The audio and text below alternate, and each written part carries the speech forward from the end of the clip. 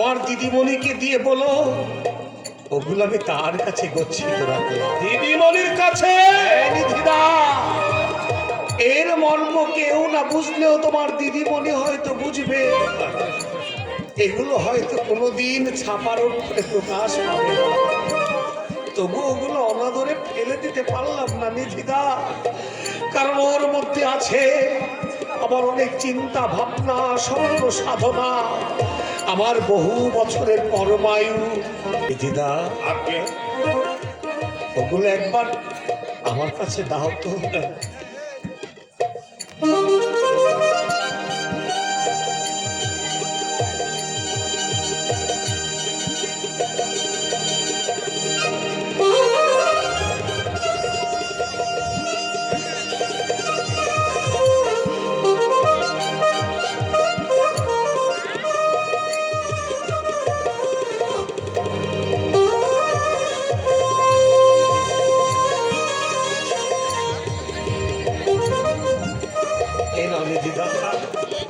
এবার তুমি যেতে পারো। বিয়ে না দেখেই চলে যাবো। ভগবান বেটা, ভগবান বেটা আমার কান্না শুনেছে, তাই তো এই শাড়িখানা আর ফিরিয়ে নিয়ে যেতে হলো না। কিন্তু বিয়ে বোধহয় এলাম আর হলো না নিধিদা। কেন? মীরার বাবা এই চিঠি লিখে বাড়ি ছেড়ে পালিয়ে গেছে। কোথায়? তা তো কিছু লিখে যায়নি। যাতে বিয়ে আটকাবে কেন? ওই মেয়েটাকে লগ্ন ভ্রষ্ট হবে। সম্প্রদান করবে কে? আমি তুমি?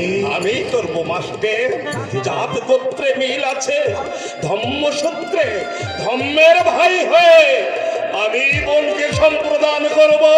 তাড়াতাড়ি করো না তো। কই গো মা জাননি, আরে মেয়েকে তাড়াতাড়ি সাজিয়ে নিয়ে এসো।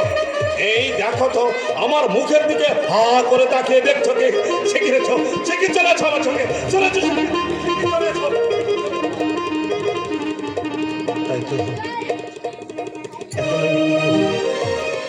এই চিঠির কথা তো এখন মীরাকে কিছু বলা যাবে না, তাহলে সে তার বুকখানা ভেঙে একটু মার হয়ে যাবে। আমি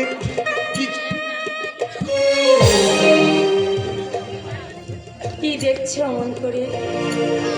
দেখছি তোমাকে আর ভাবছি দুঃখ, হতাশা, ব্যর্থতার মাঝে ডুবে যাওয়া আমার এই জীবনের সঙ্গে জড়িয়ে তোমার জীবনটা আমি ব্যর্থ করে দিলাম না তো? এ কথা তুমি কেন বলছো? আমার মতো হতভাগিনীকে করুণা করে তুমি তোমার জীবনে ঠাঁই দিয়েছো, তাই তোমার চরম সৌভাগ্য। কিন্তু আমি তো তোমাকে কিছুই দিতে পারবো না। আমি তো কিছুই চাই না। তুমি কি পারবে আমার এই দিনটাকে মেনে নিয়ে সুখী হতে? না পারার কি আছে? আমাদের ভালোবাসার ঐশ্বর্য আমাদেরকে সুখী করবে। আমার তোমার কাছে কিছুই চাওয়ার নেই।